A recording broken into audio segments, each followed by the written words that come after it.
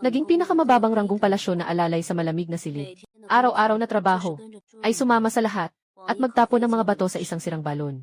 Sabi nila, nakakulong sa balon ang napalayas na reyna. Mapanlin lang ang puso. Karapat-dapat sa parusa. Ngunit habang tinitingnan ko ang mga matutulis na bato, pakiramdam ko ay nanginginig ang puso ko. Sa wakas, nang walang tao sa paligid, tahimik kong inilagay ang ilang tinapay na naipon ko sa basket at ibinaba sa ilalim ng balon. Sa ilalim ng balon, isang mababa at mahina na boses ng lalaki ang narinig. Sino ka? Ngayon ko lang nalaman, ang nakasara dito sa balon ay hindi isang basurang babae, kundi siya. Ako si Jiang Wan. Ako ang pinakamababang antas na dalaga sa Yeting. Araw-araw na trabaho. Sundin mo lang ang lahat at magtapon ng bato sa isang lumang balon sa malalim na bahagi ng malamig na palasyo. Sabi ni Mamang Zhang na nangunguna. Nakatago sa balon ang pinawalang bisa ng reyna. Yung babaeng iyon na may pusong ahas at scorpion. Nangahas na saktan ang hari sa isang palasyo. Karapat-dapat sa parusa. Punuin ng bato ang balon. Ito ay utos ng hari. Upang siya, sa walang hanggang dilim at kawalan ng pag-asa, mapatamaan ng mga batong buhay. Ito ang pinakamatinding parusa, at ang pinakamainam na parusa sa kanyang kasalanan. Naniniwala ng buong puso ang mga kababaihan sa palasyo sa gabi. Nang sila ay nagtatapon ng mga bato, mayroon silang ngiti ng paghihiganti sa kanilang mga mukha. Parang ang babae sa balon ay isang napakasamang demonyo. Tanging ako lamang. Tuwing kinuha ko ang mga matutulis na bato, naramdaman kong nanginginig ang aking puso. Ang mga bato ay mabigat. Matalim parang tabak ang gilid. Palagi kong naiisip, pagkatapos nilang bumagsak sa dilim, yung tunog ng pagbagsak sa laman at dugo. Sobrang sakit nun siguro. Jiang Wan, anong iniisip mo? Maingay ang matalim na boses ni Zhang Mama. Parang pang-ukit na sumasaksak sa aking tainga. Ikaw na ang susunod. Nag-aaksaya ng oras. Gusto mo bang magpahinga? Nanginig ako. Agad kong kinuha ang isang piraso ng batong berde sa tabi ng aking paa. Mabigat at malamig ito. Lumapit ako sa gilid ng balon. Huminga ng malalim. Itulak mo ito pababa. Dumog. Isang malabong tunog ang nanggaling sa ilalim ng balon. May kasamang hungkag na alinggawngaw. Kasunod nito ay ang kalabog ng mga bato na gumugulong at bumabangga. Pagkatapos ay nanahimik ang lahat. Ang bukal ay hindi malaki. Parang isang mata na nakatingin sa langit. Na walang buhay. Para bang nararamdaman ko ang pinagdaraanan. Na pinipigil ang sakit sa ilalim ng bukal. Nakangiting tumango si Zhang Mamo. Susunod, nakatayo ang mga dalagang tagapaglingkod. Isa-isa. Walang emosyon na inuulit ang kilos na ito. Araw-araw, ang mga batong inihagis natin sa balon ay parami ng parami. Ang tubig sa balon ay matagal nang naubos. Marahil ay matagal nang nakatayo sa ilalim ng balon. Isang mataas na bundok ng bato. Hindi ko alam kung sino ang sinasabing basurang reyna. Buhay pa ba siya? O baka matagal na siyang namatay? Ang ginagawa natin ngayon ay para lamang sa isang libingan na dinadagdagan ng huling ilang bunto ng lupa. Ngunit hindi ko alam kung bakit. Palagi kong naiisip na buhay pa siya. Ito ay isang walang basehang pakiramdam. Bumalik sa tirahan. 2 tuyot at matigas na manto ang ipinadala. Ito ang aming pang-araw-araw na pagkain. Ang kasama naming kamag-anak na babae ay ngumanga. Para bang kumakain ng balat ng puno. Mahirap na nilulunok. Tinitingnan ko ang manto sa kamay ko. Pero wala akong ganang kumain. Puno ng balon na iyon ang isip ko. Noong gabi, nanaginip ako. Nanaginip akong nahulog ako sa balon na iyon. Puno ng malamig na mga bato sa paligid. Ang dilim ay bumabalot sa akin tulad ng alon. Mga matutulis na bato ang patuloy na bumabagsak mula sa itaas. Bumabagsak sa aking ulo, likod at mga binti. Nangangalog ako sa sakit, pero walang makakapagligtas sa akin. Ramdam ko na unti-unting napuputol ang aking mga buto. Dugo ang umaagos mula sa sugat. Malamig at malagkit. Ang aking desperadong sigaw. Hindi makalabas ng kahit anong tunog. Sa huli, isang malaking bato ang bumagsak. Naging itim ang paningin ko. Nagising ako mula sa panaginip. Puno ng malamig na pawis ang katawan ko. Hinawakan ko ang mga braso at mga binti ko. Walang sugat. Ngunit ang sakit na parang dinudurog ng bato ay tila nananatili pa rin sa butot utak. Hindi na ako makatulog. Umupo ako. Tumingin sa labas sa papalubog na buwan. At gumawa ng pinakamalakas na desisyon. Kinabukasan, pumunta akong magtapon ng bato gaya ng dati. Pagkatapos, itinago ko ng lihim ang 2 manto na ibinigay sa akin sa gabi. Sa aking dibdib, nagugutom ako. Naririnig ko ang dagundong sa tiyan. Ngunit pakiramdam ko ay payapa ang puso ko. Sa susunod na 2 araw, ganito rin ang nangyari. Nakalikom ako ng 6 na manto. Sa ikatlong gabi, tiyak na natutulog na ang lahat. Dahan-dahan akong bumangon. Nagsuot ng damit. Ipinatong ang manto sa aking dibdib. Hawak ang basket. Batay sa alaala. Hakbang-hakbang akong papalapit sa sirang balon. Ang tibok ng puso ko ay parang tambol. Natakot akong mabisto. Sa yetting, anumang kakaibang kilos, ay maaaring magdala ng kapahamakan. Ngunit hindi ko mapigilan ang aking mga paa. Sa wakas, lumapit ako sa tabi ng balon. Sa ilalim ng buwan, ang madilim na bunganga ng balon ay parang bibig ng isang dambuhalang nilalang na naghahanap ng tao. Isinubo ko ang mga manto isa-isa sa basket na gawa sa kawayan. Pagkatapos ay itali ko ang isang dulo ng lubid sa hawakan ng basket. Ang kabilang dulo ay mahigpit na binalot sa aking pulso. Kumain ako sa tabi ng balon. Pumikit ako. Maingat na ibinaba ang basket sa balon. Dahan-dahang dumudulas ang lubid mula sa aking mga kamay. Mabagal ang pagdaan ng oras. Bawat segundo ay isang paghihirap. Hindi ko alam kung gaano kalalim ang balon na ito. Ang alam ko lang, mahaba ang aking lubid. Sa wakas, nang bumitaw ang puwersa sa aking pulso, nakarating na ang basket. Huminga ako ng malalim. Parang naubos ang lahat ng lakas ko. Hindi ko alam kung makikita ba ng tao sa balon. Hindi ko rin alam kung may lakas pa siyang kumuha. Hindi ko nga alam kung kakainin ba niya. Gumawa lang ako ng mga bagay na gusto kong gawin. Tahimik akong nakaluhod sa tabi ng balon. Naghintay ako ng kaunti. Sa ilalim ng balon, walang anumang tunog. Marahil, talagang wala na siya. May kaunting lungkot sa aking puso. Muling nakaramdam ng kaunting pasasalamat. Hinala ko ang tali. Handa nang ibalik ang basket. Sa pagkakataong iyon, sa kailaliman ng balon, may narinig akong napakaliit na ingay, parang paghahampas ng tela sa bato. Ang puso ko, biglang napuno ng takot. Hawak ko ang aking hininga. Hindi gumagalaw. Kasunod nito, naramdaman ko ang lubid sa aking pulso na bahagyang hinihila. Buhay pa siya. Isang di mabilang na kagalakan ang sumalubong sa aking puso. Hindi ko alam kung bakit ako natuwa ng ganito. Marahil, dahil lamang sa isang buhay ang nagpatuloy. Lumipas ang ilang sandali, muli kong hinila ang lubid. Dahan-dahan kong iniangat ang lubid. Mas magaan ang basket kumpara noong ibinaba ito. Nang maabot ko ang bibig ng balon, tumingin ako sa liwanag ng buwan. Nandoon ang 6 na manto. Nawala na lahat. Kumain siya. Kumain siya ng lahat. Binuka ko ang aking bibig. Tahimik akong ngumiti. Ito ang unang pagkakataon mula nang pumasok ako sa palasyo. Nangumiti ako ng ganito kasaya. Naghahanda na akong umalis. Sa ilalim ng lupa, biglang may narinig na isang boses. Sino ka? Ang ngiti sa mukha ko. Biglang nanigas. Para akong tinamaan ng kidlat. Nanginginig ang buong katawan. Parang tumigil na ang daloy ng dugo. Lalaki. Ang nakasara sa balon na ito ay hindi talaga isang basurang babae. Wala akong maisip na kahit ano. Niloko tayo ni Zhang Mama. O masasabing, ang buong palasyo ay nagsisinungaling ng isang napakalaking kasinungalingan. Hindi ito bilangguan ng isang naging reyna. Ito ay isang buhay na libingan ng isang lalaki. Sino siya? Bakit siya nakulong dito? Bakit ginagamit ang pangalan ng isang naging reyna sa palasyo upang takpan ito? Maraming tanong ang sumabog sa isip ko. Bawat isa ay nagpapanginig sa akin. Aking kusang loob na umatras ng bahagya. May natapakan akong tuyong sanga na naglabas ng isang malutong na tunog. Ang tunog sa tahimik na gabi ay tila labis na nakakasakit. Huwag kang matakot. Parang narinig ng lalaki sa balon ang aking kilos. Bumagal ang tunog. Wala akong masamang intensyon. Bagaman mahina ang kanyang tinig. Ito ay may likas na kapangyarihan na nakakapaniwala. Ngunit natatakot pa rin ako. Hindi siya ang kinatatakutan ko. Ang kinatatakutan ko ay ang lihim na ito. Isang lalaking kailangang itago sa ganitong paraan. Ang kanyang pagkakakilanlan. Ang kanyang mga kaaway. Lahat ay tiyak na nakakakonekta sa langit. At ako, isang pinakamababang ranggong palasiyong alipin. Dahil lamang sa isang sandaling kabutihan ng puso, ay napasok ko ang isang alon na maaaring wasakin ako ng lubusan. Sino ka? Muli niyang tinanong. Umiti ako habang kinakagat ang aking labi. Hindi makapagsalita. Paano ako dapat sumagot? Sabihin sa kanya ang pangalan ko. At pagkatapos, maghihintay na lang bang mapatay? Tahimik sa ilalim ng balon. Parang napagtanto rin niya na masyado siyang nagmamadali sa tanong niya. Matagal bago. Siyang napabuntong hininga. May halong panunukso sa tinig niya. Sige na nga. Sino ka man? Salamat sa iyong manto. Iyon ang pinakamainam na pagkain na aking natikman sa loob ng 3 taon. Sa loob ng 3 taon, biglang sumakit ang puso ko. Nasa kulungan siya dito. Sa loob ng 3 taon, araw-araw tinatamaan ng bato. Walang pagkain. Walang tubig. Paano siya nakaligtas? Sa pag-iisip pa lang, natatakot na ako. Muling narinig ko ang kanyang boses. Umalis na tayo. Delikado dito. Huwag na kayong bumalik pa. Bumalik na naman ang katahimikan sa ilalim ng balon. Nakatayo lang ako sa lugar na iyon. Kamay at paa ay nanlalamig. Sinasabi ng rason. Dapat agad akong humarap at umalis. Parang walang nangyari ngayong gabi. Ito ang pinakaligtas na desisyon. Pero ang mga paa ko, parang nakatanim na sa lupa. Hindi makagalaw kahit kaunti. Hindi ko malilimutan ang sinabi niya na 3 taon na. Ang pinakamasarap niyang natikman. Hindi ko rin malilimutan ang huli niyang sinabi na huwag na akong bumalik. Kitang-kita niyang gustong-gusto niyang mabuhay. Pero pinapayo niyang umalis ako. Ang liwanag ng buwan ay tumatama sa aking mukha. Malamig na parang tubig. Huminga ako ng malalim. Parang ginamit ang lahat ng lakas. Sa bibig ng balon, gamit ang tinig na parang lamok.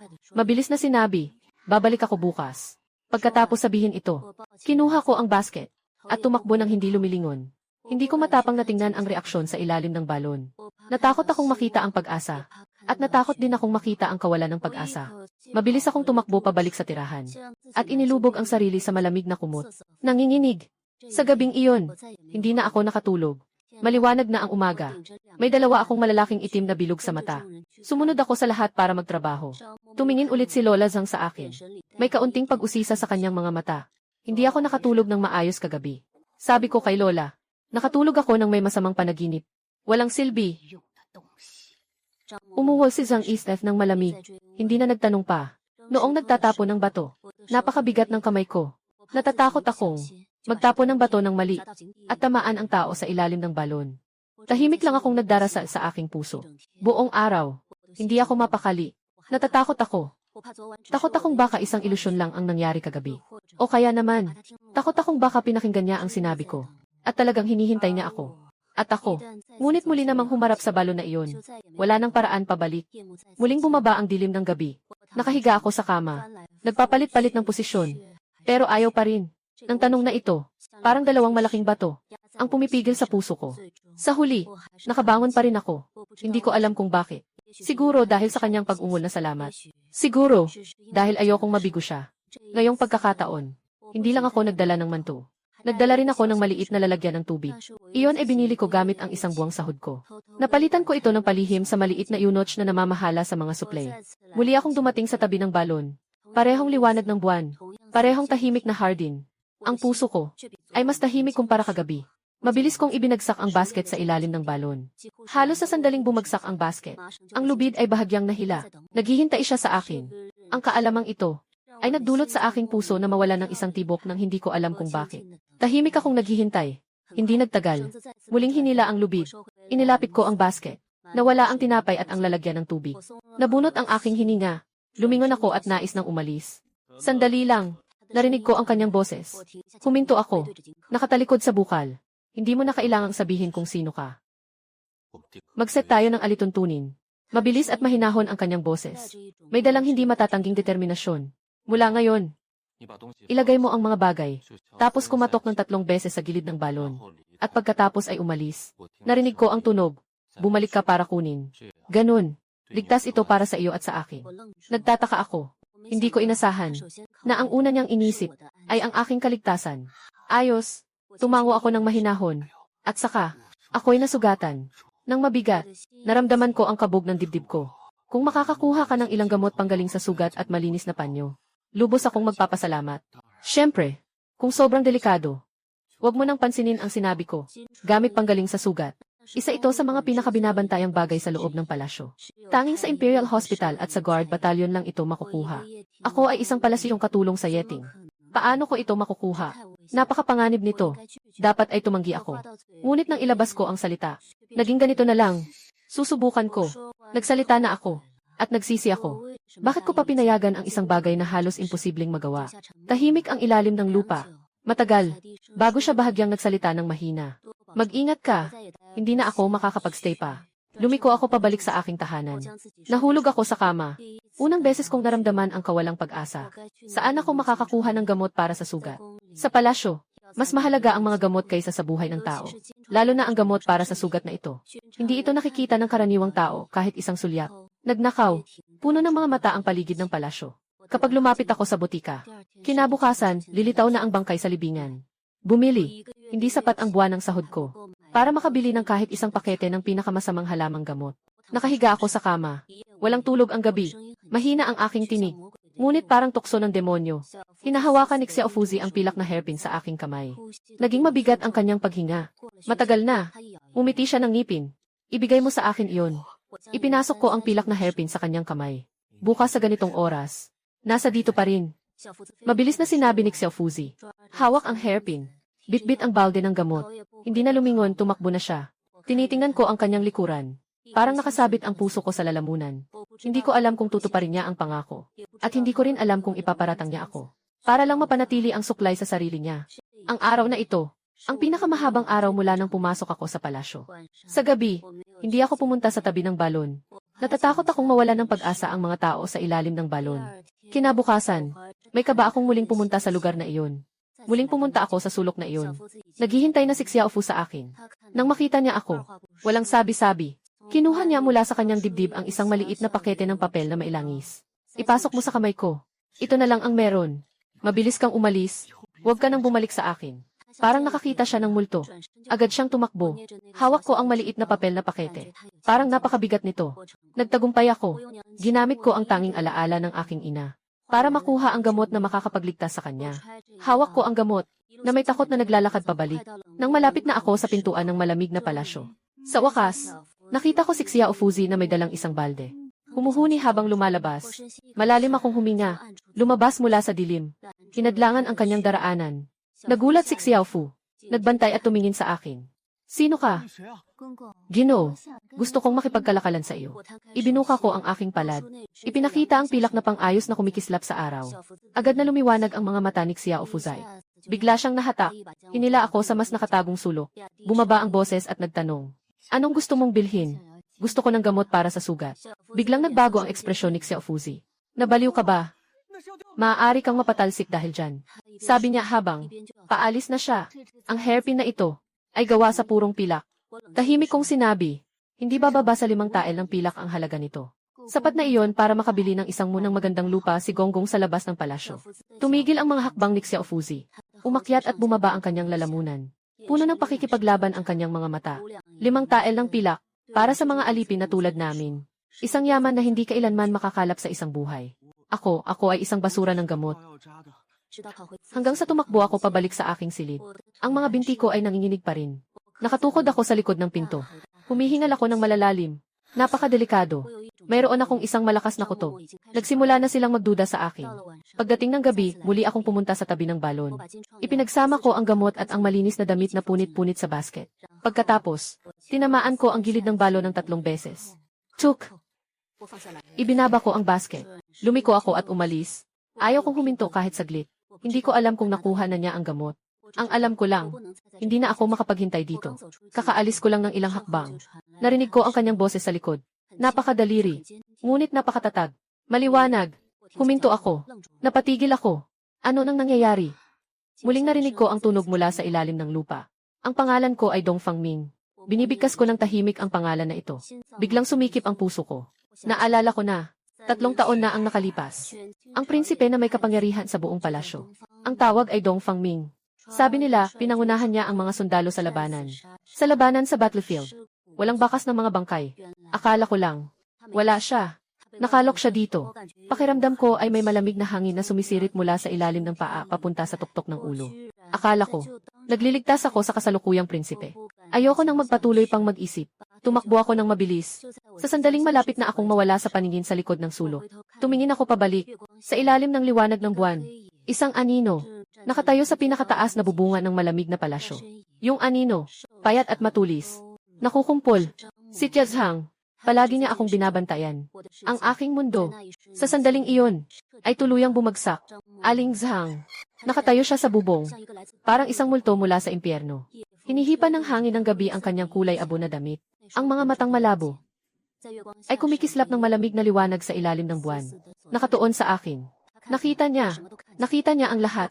Nagdadala ako ng mga gamit sa mga tao sa ilalim ng balon. Nakikipag-usap ako sa mga tao sa ilalim ng balon. Pati nga, narinig ko ang pangalang iyon. Dong Fangming. Tapos na ako. Naiwan na lang sa isip ko ang 2 salitang ito. Parang tumigil ang dugo sa isang iglap. Ang mga kamay at paa ko ay naging mas malamig pa kaysa sa tubig ng balon sa taglamig. Kahit nakalimutan ko ng tumakas. Nakatayo lang ako roon na parang bato. Parang bilanggo na naghihintay ng hatol. Tumingala sa aninong magpapasya sa aking buhay. Hindi gumalaw si Aling Zhang. Hindi rin siya sumigaw. Tinitigan niya lang ako ng ganoon. Parang may bahagyang kakaiba at mapanuyang ngiti sa kanyang mga labi. At pagkatapos, nawala siya sa dilim. Umalis na siya. Ngunit ang nararamdaman ko ay hindi ang pasasalamat sa kaligtasan, kundi ang mas malalim na takot na parang nahuhulog sa walang hanggang kailaliman. Ang hindi alam, ang siyang pinaka-nakakatakot. Hindi ko alam kung ano ang gagawin niya. Hindi ko rin alam kung paano niya ako pahirapan. Nagtakbo ako pabalik sa kwarto ng hindi matino. Ipinagpag ko ang sarili ko sa kama. Tinakpan ko ang ulo ko ng kumot. Ngunit ang katawan ko ay nanginginig tulad ng mga dahon sa hangin. Sa gabing ito, nakatitig ako ng mata, hanggang sa umaga. Naghihintay akong may pumasok. Dadalhin ako palabas. Naghihintay sa matalim na boses ni Tiazhang na magdeklara ng aking kapalaran. Pero walang nangyari. Dumating ang umaga. Lahat ay normal. Ang mga kabit sa kwarto ay nagising ng nakapikit ang mata, nagsusuot at naghugas ng mukha. Walang sinuman ang tumingin sa akin. Parang lahat ng nangyari kagabi ay isang panaginip ko lang. Pero alam ko, hindi. May dalawang black eye ako habang sumusunod sa grupo. Sa daan papunta sa trabaho. Sa daan. Nasa lalamunan ko ang puso ko. Parang bawat hakbang ay nakatapak sa talim ng kutsilyo. Lumabas si Aling Zhang. Katulad ng dati, nakaharap siya ng seryoso. Hawak niya ang isang manipis na latigo na gawa sa kawayan. Tinitigan niya ang bawat isa sa amin. Nang mapatingin siya sa akin, walang kahit kaunting pagtigil. Kahit na ganoon lang siya kalikasang dumulas palayo. Hindi niya ako tiningnan. Kahit pa, hindi siya nagsalita ng kahit isang salita sa akin. Mas nakakatakot ito kaysa sa pagsuntok o pagsigaw sa akin. Mas lalo akong natakot. Para siyang isang matyagang mangangaso. Sa paglalaro sa kanyang palad ng isang nawawalang biktima. Dahan-dahan niyang pupuksain ang lahat ng aking kalooban at pag-asa. Sa tuwing nagtatapo ng bato, ang kamay ko ay nanginginig na halos hindi ko mahawakan. Hindi ko kayang lumapit sa gilid ng balon. Natatakot akong bigla akong itulak ni Zhang Mamu mula sa likuran. At mahulog ako. Kasama ang lalaking iyon. Pero kailangan kong pumunta. Hawak ko ang isang bato na parang walang isip na naglakad papunta sa balon. At inihagis ito pababa. Ang tunog ng pagbagsak ng bato. Parang tumutunog ng aking huling kampana. Buong araw, lahat ng oras, ako'y nasa matinding paghihirap. Hindi ako pinapansin ni Lola Zhang. Pero nararamdaman ko, yung mga mata niya na parang ahas. Palagi niyang nakabantay sa akin sa dilim. Para akong walang kulay na tao. Lahat ng takot at pagkalito ko. Nangangalantang hayag sa harap niya. Nang ipinamigay ang manto, wala akong gana. Hindi ko kaya kahit isang kagat. Tiningnan ako ng kasama kong palasyo na babae na maputla ang mukha. At maingat na tinanong ako, Jiang Wan, may sakit ka ba? Umiling ako. Hindi makapagsalita. Hindi ko alam kung ilang araw pa ako mabubuhay. Hindi ko rin alam. Paano na si Dong Fangming sa ilalim ng balon? Kumusta na siya? Nakuha na ba niya ang gamot? Paano ang kanyang sugat? Okay na ba?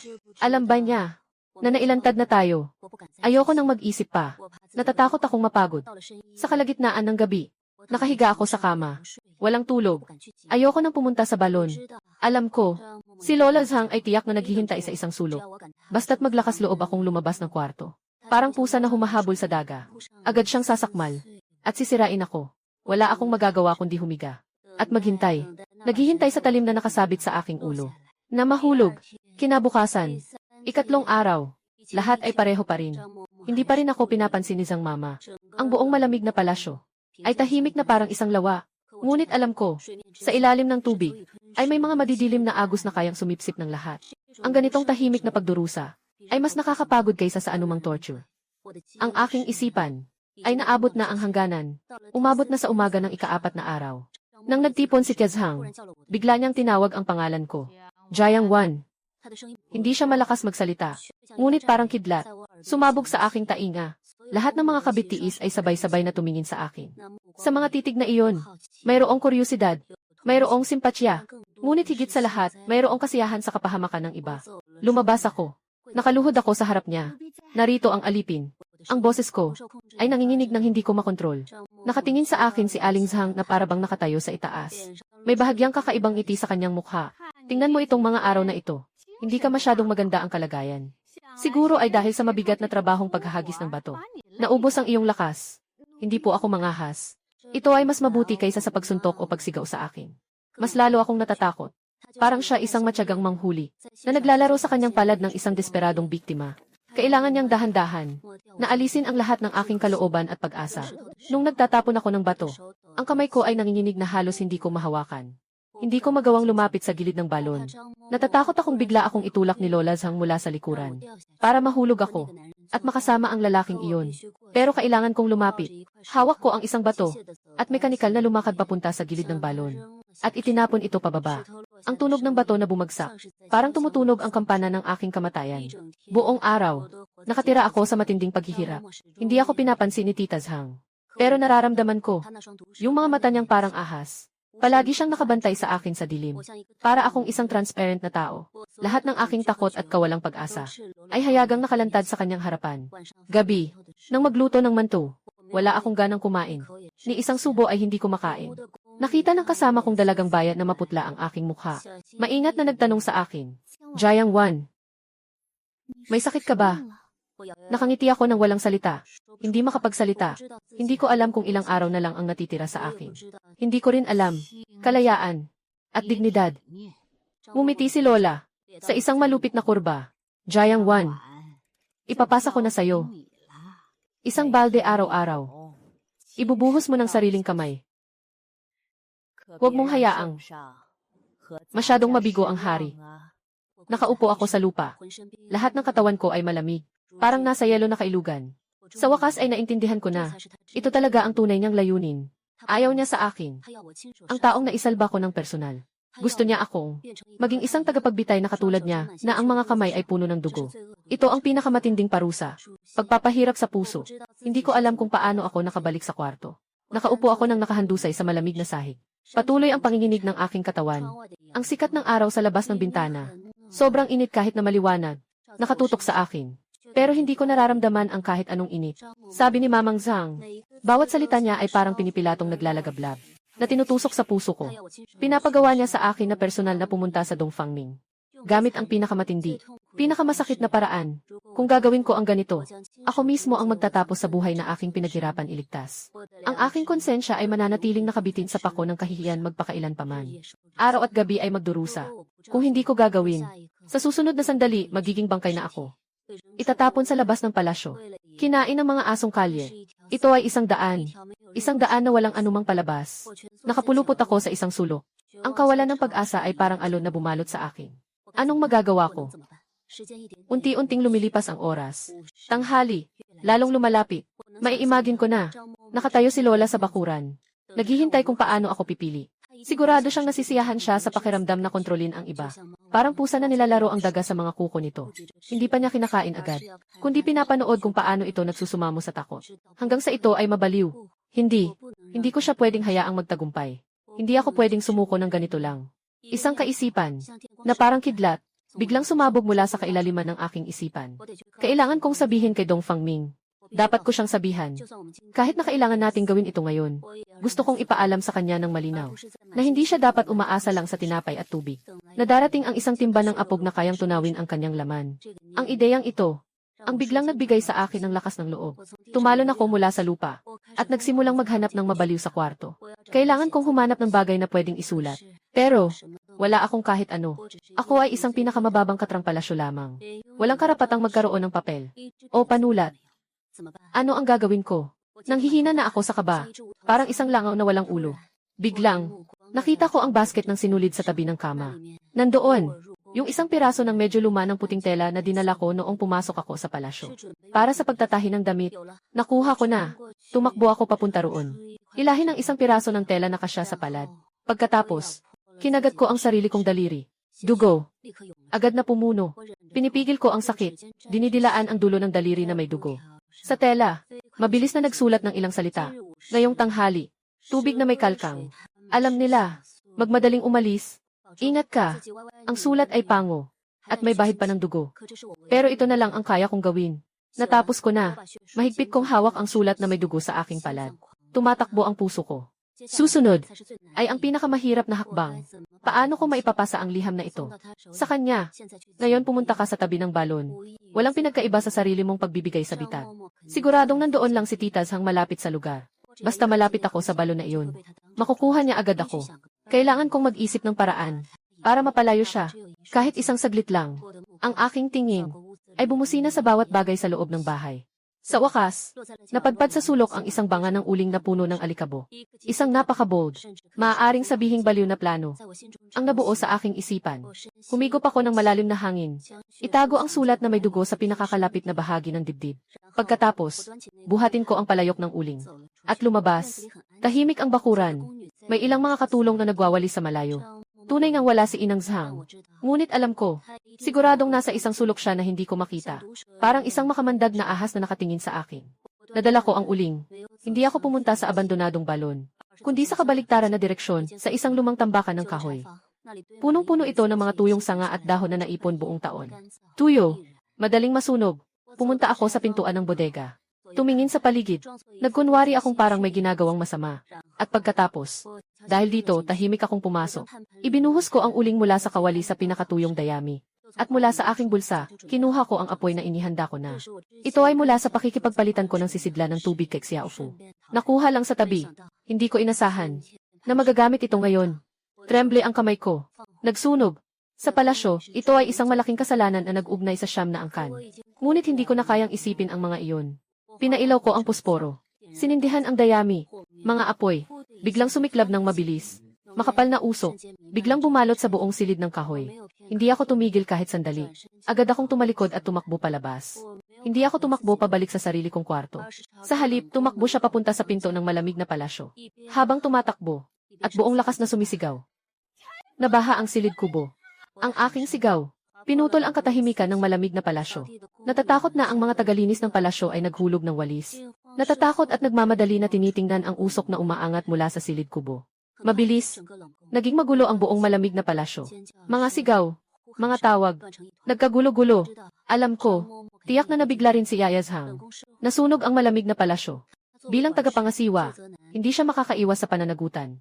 Ngayon, lahat ng kanyang atensyon ay tiyak na nakatuon sa pag-apula ng apoy. Ito ang aking pagkakataon. Habang lahat ay nagmamadali patungo sa bodega, bigla akong lumingon, laban sa agos ng tao. Tumakbo papunta sa lumang balon. Ang puso ko, kumakabog na parang gustong lumabas sa lalamunan. Ito ang aking buhay, na ipinaglaban ko. Tumakbo ako sa tabi ng balon. Hindi pa man ako makahinga. Kinuha ko ang sulat ng dugo mula sa aking dibdib. Ibinuhol ko ito sa isang maliit na bato. Wala akong lubid, kaya't kailangan kong gawin ang buhol ng pinakamabilis na paraan. Mahigpit kong hinawakan ang sulat ng dugo sa aking palad. Ang puso ko ay mabilis na tumbiting. Susunod, iyon ang pinakamahirap na hakbang. Paano ko maipapadala ang liham na ito sa kanyang mga kamay? Kung pupunta ako sa balon ngayon, parang naglalakad ako sa bitag. Sigurado akong nandyan lang si Zhang Mama. Kapag lumapit ako sa balon, mahuhuli na ako niya agad. Kailangang mag-isip ng paraan para mailihis siya, kahit sandali lang. Ang tingin ko ay dumaan sa bawat bagay sa loob ng silid. Sa huli, ay napadako sa isang tapayan ng uling na puno ng alikabok sa sulok. Isang napakatapang na. Maaari ring sabihin na ito ay isang baliw na plano na nabuo sa aking puso. Huminga ako ng malalim. Itinago ko ang sulat na isinulat sa dugo sa pinakamalapit na bahagi ng aking dibdib. Pagkatapos, binuo ko ang hawak na palayok ng uling. At lumabas. Tahimik ang bakuran. Ilang mga kabit sa palasyo ang naglilinis sa malayo. Tiyak na wala si Tiazhang. Pero alam ko, nasa isang sulok siya na hindi ko nakikita. Tulad ng isang makamandag na ahas na nakatingin sa akin. Nakadala ako ng uling na palanggana. Hindi ako pumunta sa sirang balon, kundi sa kabaligtaran sa isang matagal ng abandonadong kahuyan. Doon ay puno ng mga tuyong sanga at dahon na naipon sa buong taon. Tuyong-tuyo. Madaling masunog. Pumunta ako sa pintuan ng bodega ng kahoy. Tumingin sa paligid. Nagkunwari na parang may ginagawang masama. Pagkatapos, dahan-dahan akong pumasok. Ibinitin ko ang uling mula sa kalan sa pinakamatuyong dayami. At kinuha ko mula sa aking bulsa ang mga pusporo na matagal ko nang inihanda. Ang puso ko, biglang umakyat sa aking lalamunan. Natatakot akong matuklasan nila ang lihim sa ilalim ng balon. Buti na lang, na ang balon ay matagal nang natuyo. Sinubukan nila ng ilang beses. Sa galit at reklamo, sumuko na lang siya. At tumakbo papunta sa mas malayong palanggana. Huminga ako ng malalim. Ang apoy ay nagliyab ng halos kalahating oras. Bago tulungan ng mga bantay na dumating sa takdang oras. Mapigilan ng mahirap, yung silid kahoy na yun, ay naging isang sunog na gumuho na abuhin. Si Aling Zhang ay naupo ng walang lakas sa lupa. Maputla ang mukha. Alam ko, ang kanyang magandang panahon, ay tapos na. Mabilis, ay may dumating na eunuch na tagapamahala. At mariing pinagsabihan siya. At pagkatapos ay hinila siyang parang aso. Bago umalis, ang kanyang mapanlait na tingin ay nag-scan sa madla. Nakatungo ako. Nagtago sa likod ng isang matangkad na dalagang bayan. Upang iwasan ang kanyang tingin. Si Zhang Mama ay dinala na. Ang pinakamalaking banta ko ay pansamantalang naalis na. Ngunit hindi ako masaya kahit kaunti. Sa aking puso, parang may nakabigat na malaking bato. Kumusta na si Dong Fangming? Nakita ba niya ang sulat ko? Makakatakas ba siya? Mabilis na umalis. Madaling sabihin. Yung balon. Makinis ang mga pader. Walang hanggan ang lalim. Seryoso ang kanyang mga sugat. Walang armas. Paano siya makakalabas? Hindi ko kayang isipin pa.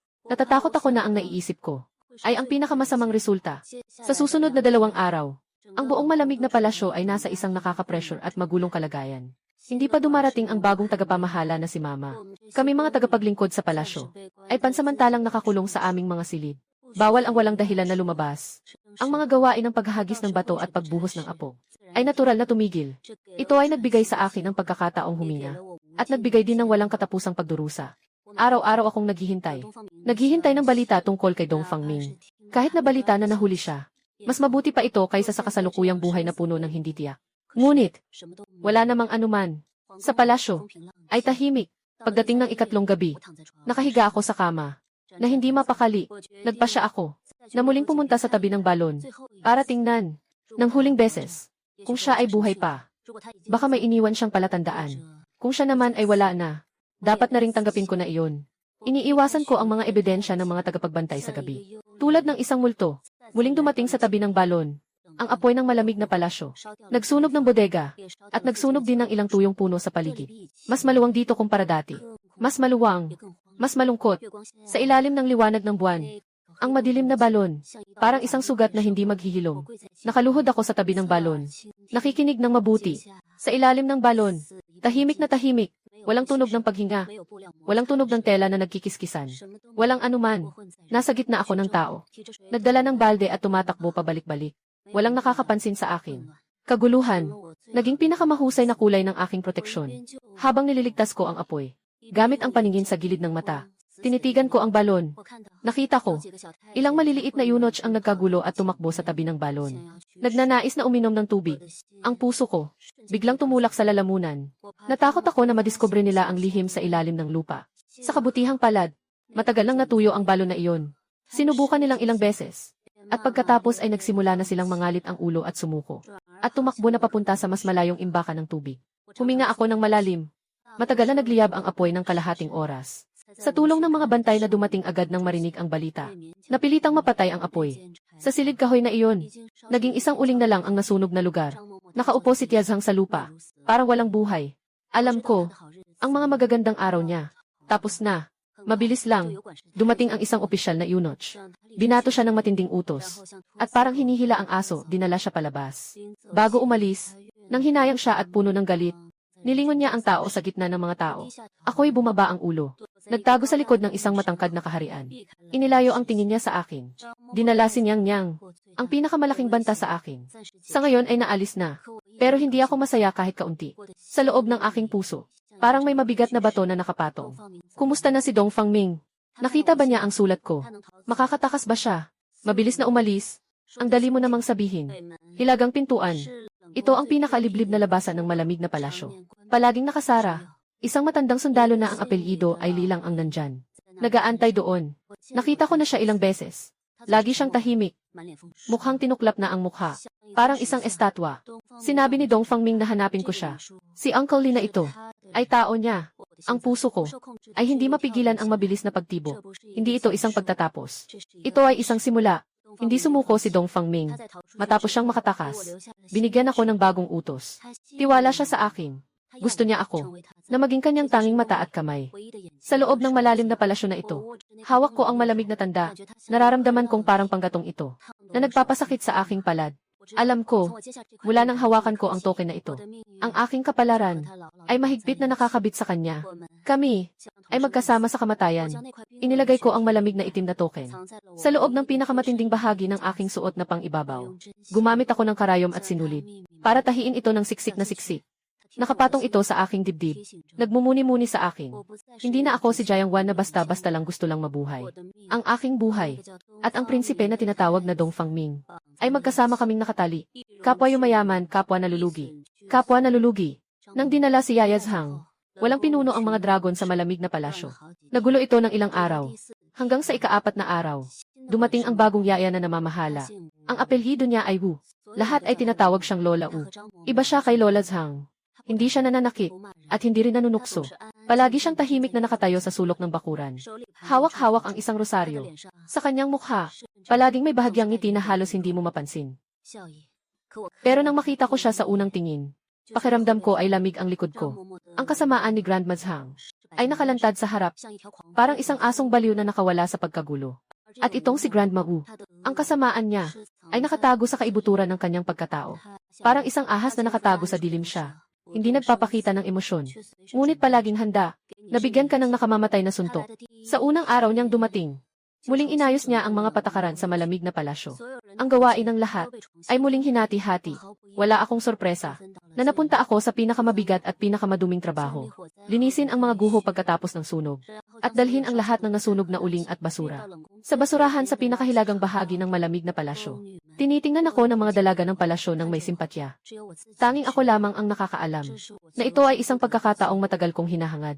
Dahil sa North Gate ng Cold Palace, malapit lang sa tambakan ng basura, araw-araw akong nagtutulak ng isang lumang bisikleta na umaalingawaw. Sa pagitan ng mga guho at tambakan ng basura, pabalik-balik. Sa mukha ko, sa katawan ko, lahat ay puno ng abo ng uling. Buong katawan ko, parang gumulong sa putik. Walang gustong lumapit sa akin. Sakto lang iyon para sa akin. Noong una kong itinulak ang kariton, papalapit sa hilagang tarangkahan. Mabilis ang tibok ng puso ko. Nakita ko ang matandang sundalong bantay, si Tio Lee. Nakasuot siya ng sirang baluti, nakatukod sa makalumang pader ng palasyo. Nakanganga, parang natutulog. Sa kanyang mukha, punong-puno ng mga linya na parang hiwa at pako. Ang lahat sa paligid, parang hindi niya kasali. Nilagyan ko ng basura ang loob ng sasakyan, at itinulak ang walang laman na sasakyan. Dahan-dahang lumapit sa kanya. Basang-basa ang palad ko. Nang pawis, Tio Lee, tawag ko sa kanya ng mahinahon. Hindi man lang siya lumingon. Parang hindi siya nakarinig. Tito Lee, muli akong tumawag. Medyo malakas ang tinig ko. Sa wakas ay dahan-dahan niyang binuksan ang mga mata. Iyon ay isang peres ng mga matang malabo ngunit matalim. Parang sa larangan ng digmaan, na nakakita ng mga bangkay at dagat ng dugo. Tumingin siya sa akin ng walang pakialam. Walang kahit anong emosyon sa kanyang mga mata. May kailangan. Ang kanyang boses.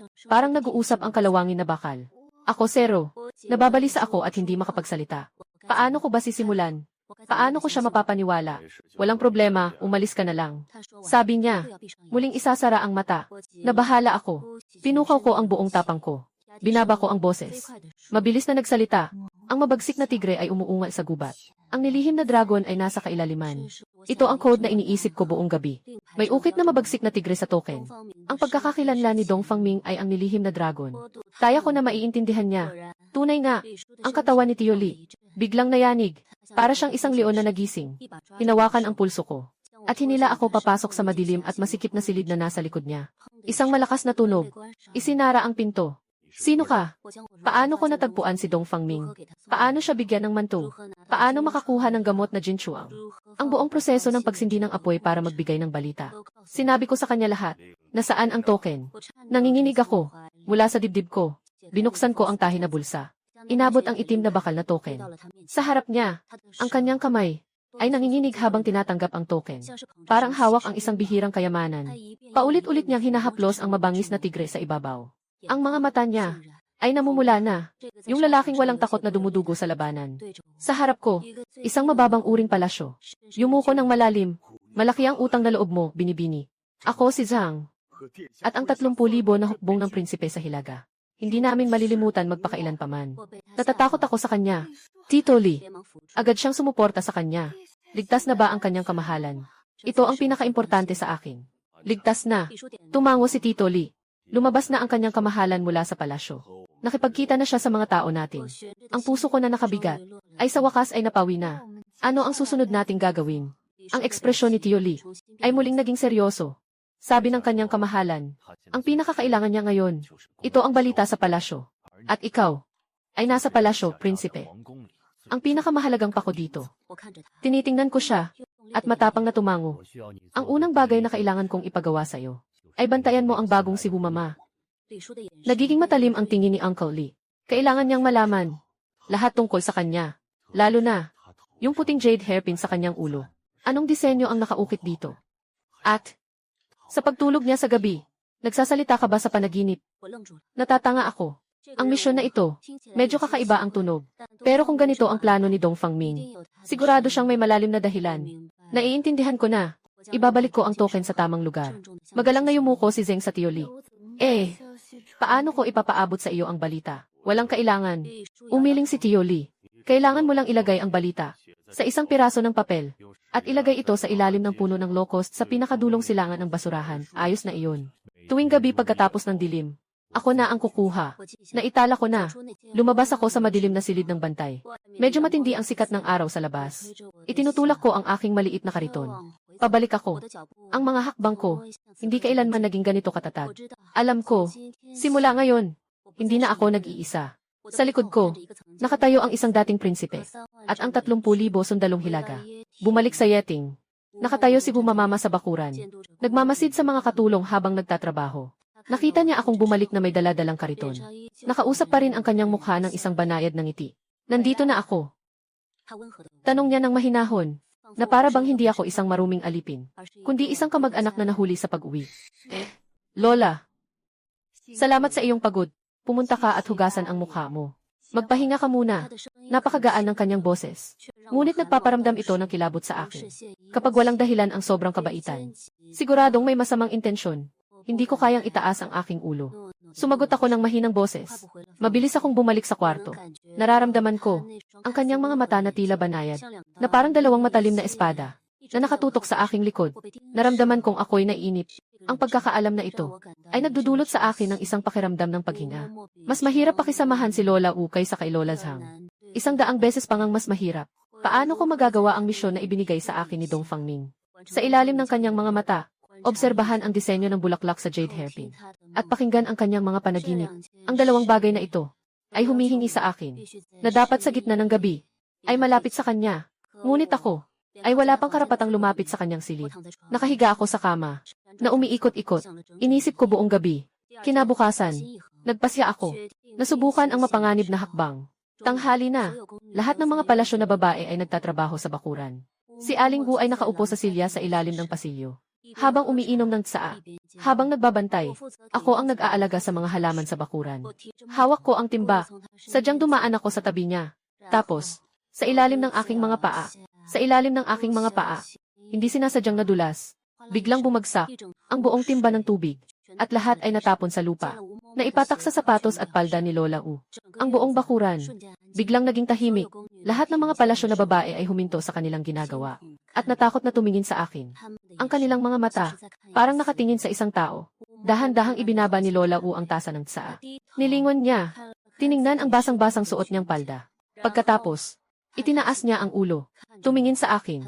Nasa mukha niya ay nakangiti pa rin. Ang pangalan mo ay Jiang Wan. Tama ba? Ako, alipin. Agad akong lumuhod. Na nanginginig na parang sa laginto. Tumayo ka na. Ang kanyang boses. Patuloy na kalmado, nakakatakot. Dahil sobrang careless mo. Ngayong gabi, hindi ka na matutulog. Dito ka na lang nakaluhod. Tinuro niya ang bakanting lugar sa harap ng pinto ng kwarto niya. Mag-isip-isip ka ng mabuti. Ang tuhod mo, paano ka masusumpungan na nakaluhod ng mas matatag? Ang puso ko ay biglang kumabog. Tama ang hula ko. Salamat po, Mamang, sa pagpaparusa. Malakas akong nakipagbanggaan sa ulo. Gabi, malapit na itong dumating. Ang gabi sa malamig na silid. Napakalamig na tumatago sa buto. Nakatayo akong diretsyo habang nakaluhod sa labas ng silid ni Inang Gu. Hindi nagtagal. Nangasim ang mga binti ko. At pagkatapos, parang panghihilab ng karayom. Pero nakakagat ng ngipin ako. Hindi ako nagsasalita. Alam ko, nasa loob si Lola U. Tinitingnan niya ako mula sa pagitan ng pinto. Ito ang kanyang pagsusubok sa akin. At ito rin ang aking pagkakataon. Oras ng mga daga. Nawala ang ilaw sa loob ng bahay. Nawala na. Narinig ko ang tunog ng kanyang pag-akyat sa kama. Pinipigilan ko ang matinding sakit. Itinataas ko ang aking itaas na bahagi ng katawan. Kailangan kong iparamdam sa kanya na ako ay isang hangal, ngunit labis na matatag na tanga. Lumipas ang 1 oras. Sa loob ng kwarto, narinig ang pantay na paghinga. Natutulog na siya. Dumating ang pagkakataon ko. Kumalas ako sa aking tuhod. Hindi gumalaw. Sa halip ay maingat na inalala kung paano siya tumayo kanina. Yung mabilis kong nasulyapan. Yung puting jade na hairpin sa kanyang ulo. Sa dulo ng hairpin, may ukit na isang bulaklak. Yung bulaklak na yun, mga petal na nakalapat sa isa't isa. Kakaiba at masalimuot. Sa gilid ay may makakapal na parang ngipin ng pating. Hindi pa ako nakakita ng ganong klase ng bulaklak. Ngunit inukit ko ang hugis nito sa aking isipan. Pagkatapos, nagsimula akong magtuon ng pansin at makinig ng mabuti. Tahimik ang gabi. Malinaw kong naririnig ang paghinga ni Lola U mula sa loob ng bahay. Kalma. Matagal. Ako'y pasensya na naghihintay. Ang sakit ng tuhod ko. Naging parang numb na. Ang aking kamalayan. Maging medyo magulo na. Sa oras na halos hindi ko na kaya. Sa loob ng bahay, May narinig na napakamahinang, malabo na bulong. Agad akong nagising. Idinikit ko ang tainga ko sa pinto. Sinubukan kong makilala. Na, 2 salita lamang ang kanyang sinabi. Malabo ang boses. Parang nasa panaginip. Naakit ng isang bagay. Tapos, siya ay bumaliktad. At muling mahimbing na natulog. Feng Ling. Ay Feng ng Phoenix ba iyon? O Ling na nangangahulugang utos. Paulit-ulit kong binibigkas ang mga salitang ito sa isip ko. Sa mga sandaling iyon, biglang may narinig. Sa loob ng kwarto. Isang mahinang tunog. Ito ay tunog ng paggalaw ng kama. Ang puso ko, biglang umakyat sa aking lalamunan. Nagising na siya. Agad akong lumuhod ng tuwid. Tumingin sa ilong. Ilong sa puso. Nagkunwari na walang nangyari. May narinig na mahinang tunog. May isang puwang na nahatak mula sa loob. Yung mga mata ni Lola una parang may lason. Mula sa siwang ng pinto ay sumabog. Nasa dilim siya. Matagal niya akong tiningnan. Naramdaman ko, ang kanyang tingin. Parang kutsilyo, na dahan-dahang dumudura sa aking katawan. Sa aking likod, naipon na ng pawis ang buong katawan ko. Basta't may bahagyang pagbabago lang sa akin kanina. Ngayon, maaaring patay na ako ngayon. Matagal na. Pinto, muling umingit ang squeak. Isinarado ulit. Huminga ako ng malalim. Nang isang malakas na hininga, pakiramdam ko, parang dumaan ako sa pinto ng kamatayan. Sa gabing iyon, naupo ako hanggang umaga. Kinabukasan, hindi na ako makakatayo ng matatag. Tinitingnan ako ni Lola una parang nahihirapan. At mumiti siya ng may kasiyahan sa mukha. Mukhang, alam mo na ang pagkakamali mo.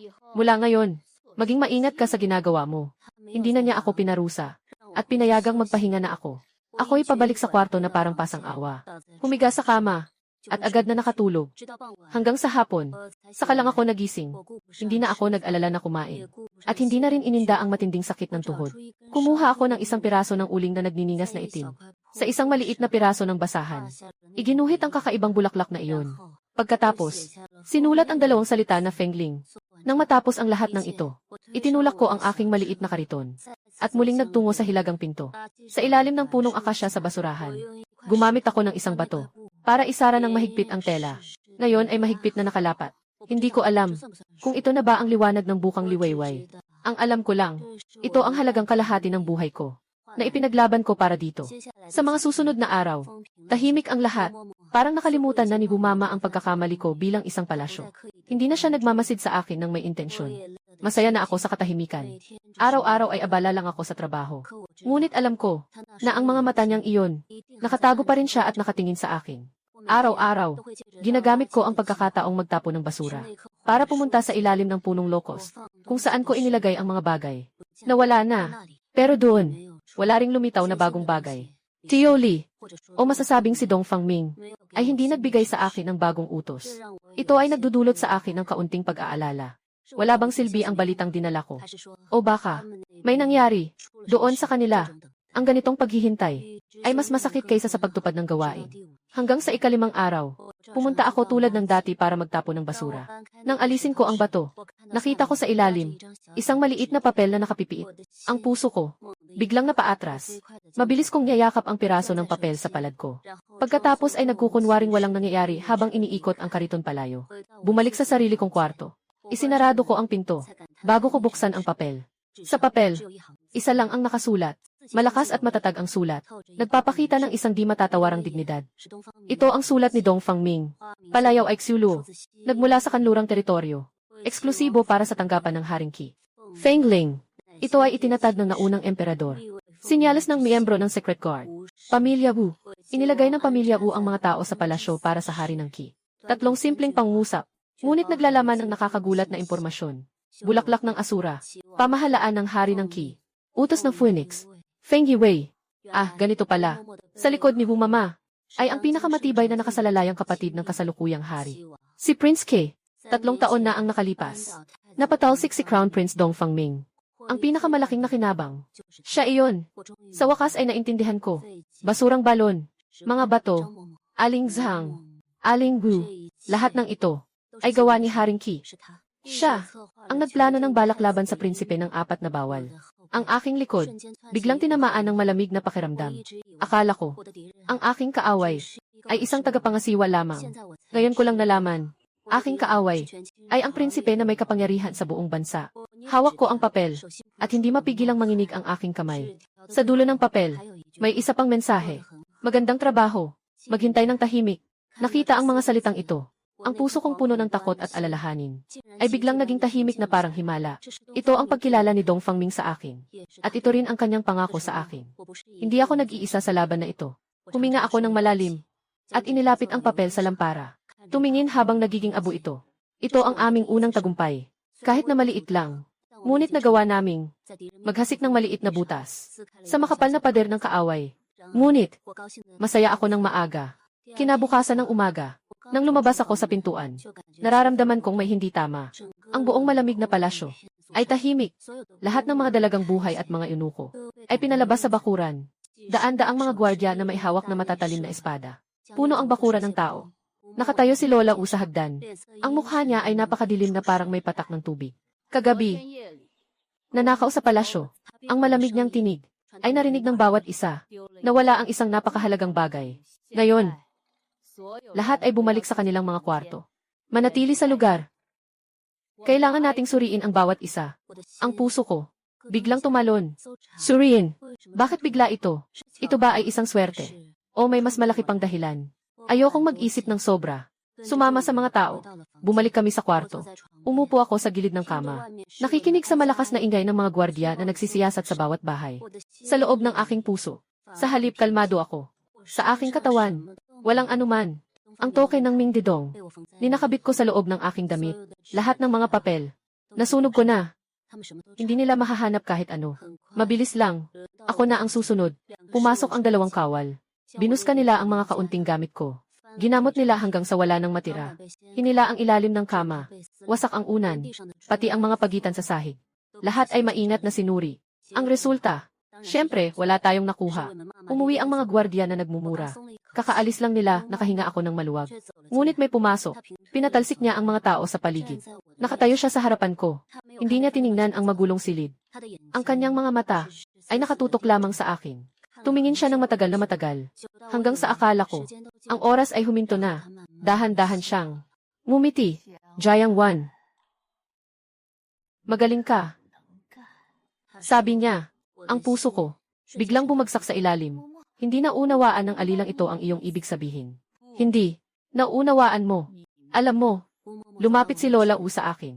Inabot ang kamay. Dahan-dahan. Tinanggal ang kaunting alikabok sa balikat ko. May mga daga na iniisip na sila ay mahusay magtago. Nagtatago sa madilim na sulok. Tahimik na kumakain ng mga bagay na hindi niya pag-aari. Ang kanyang boses, parang laso na ahas na nagsasalita. Hindi nila alam na ang farmer ay hindi agad kumikilos. Naghihintay lang sila na mas lumaki pa sila ng konti. Pagkatapos, buong-buo, sabi niya, tumindig siya. Malalim na tiningnan ako. Yung tingin niya, punong-puno ng pangutya. Pagkatapos, lumiko siya at umalis. Nakatayo ako sa lugar.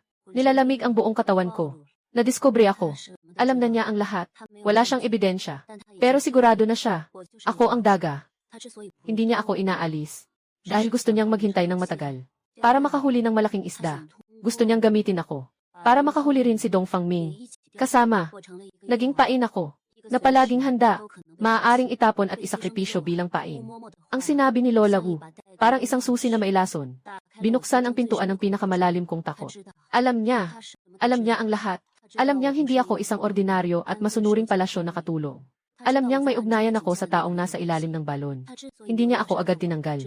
Dahil lang sa halaga ko. Hindi pa siya nagsasawa. Gusto niyang gamitin ako, maliit na isda. Para makahuli ng malaking isda, si Ming na Oriental. Nakatayo ako sa kwarto na magulo at binaliktad. Pakiramdam ko'y parang ang dugo ko ay nag-ielo. Nasa isang walang katapusang kawalan ng pag-asa. Parang isang malaking lambat na mahigpit na bumabalot sa akin. Ano ang dapat kong gawin? Itigil ang pakikipag-ugnayan kay Tio Li. Ganoon, mawawalan ng tanging mata sa palasyo ang Dong Fangming.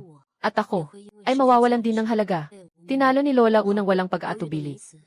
Ipagpatuloy ang kontak. Bawat salitang ipapadala ko. Maaaring isang masusing planong bitad.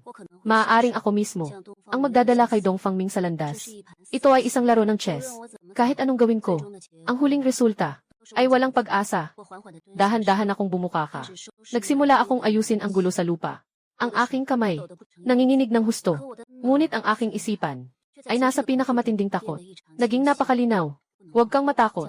Jiang Wan, hindi ka pwedeng matakot. Panic ay ang unang kahinaan. na naipapakita ng biktima sa harap ng mga ngaso. Gusto ni Lola una makita akong magpumilit. Tumingin ako sa takot ko. Tumingin ako sa pagkakamali ko. Pero hindi ko pwedeng hayaan siyang makuha ang gusto niya. Gusto niyang gawing panakot ako. Kaya gagawin ko ang lahat para maging panakot ako. Pero, sino ang manghuli? Sino ang magiging biktima? Baka naman hindi. Ang puso ko, unti-unting lumamig. Takot. Napalitan ng isang mas malamig na bagay na tinatawag na pagtanggi. Inayos ko ang silid na parang dati. At pagkatapos, lumabas na ako. Magpatuloy sa trabaho. Ang aking ekspresyon, tulad ng dati, puno ng panghihina at pagsunod. Kahit na, mas mababa pa kaysa dati. Mas takot pa. Inilagay ko ang aking sarili. Nagpapanggap na isang daga na ganap ng natakot na natakot. Naupo si Lola U sa ilalim ng pasilyo. Tahimik na nakatingin sa akin. Ang kanyang mga mata, parang nakangiti sa isang kawili-wiling laruan. Nararamdaman ko, simula sa sandaling ito, bawat galaw ko, lahat ay mahahayag sa kanyang walang sawang pagmamanman. Kailangan kong makahanap ng pagkakataon. Isang napakaligtas na pagkakataon. Ipapadala ko ang pinakamahalagang impormasyon. Kailangan kong sabihin kay Dong Fangming na na-expose ako. Malapit nang dumating ang pagkakataong ito. Malapit na itong dumating. Pagkalipas ng 3 araw. Araw ito ng sabayang paglilinis ng mga kanal sa palasyo. Isang marumi at nakakapagod na gawain ito. Lahat ng mga palasyo ng mga alalay at yunuko ay kailangang lumaho. Ang madilim na kanal sa likod ng malamig na silid. Siyempre ay responsibilidad din namin iyon. Napakabaho roon. Naipong puti. Ito ang pinakamaruming bahagi ng buong palasyo. Natural na hindi personal na pupunta si Wu Ama-ama. Nagpadala lang siya ng ilang matandang eunuch para magbantay. At yung mga eunuch, nakatayo lang ng malayo, nakahawak sa ilong. May halong pandidiri. Ito na ang pagkakataon ko. Gulo, marumi, walang nakapansin. Nakasuot ako ng pinakalaslas na damit at tumalon sa putik na hanggang tuhod. Ang mabahong amoy ay halos magpahilo sa akin. Pero para bang hindi ko ito naramdaman. At nagtrabaho ng buong sikap, habang nililinis ko ang mga bato sa ilalim ng kanal. Tahimik kong, kinuha mula sa aking dibdib ang isang maliit na tuyong dahon na matagal ko nang inihanda. Sa ibabaw nito, ay may nakasulat gamit ang uling, na 2 salita, alam na ng isda. Isda, ako iyon. Alam kong ako ang pain.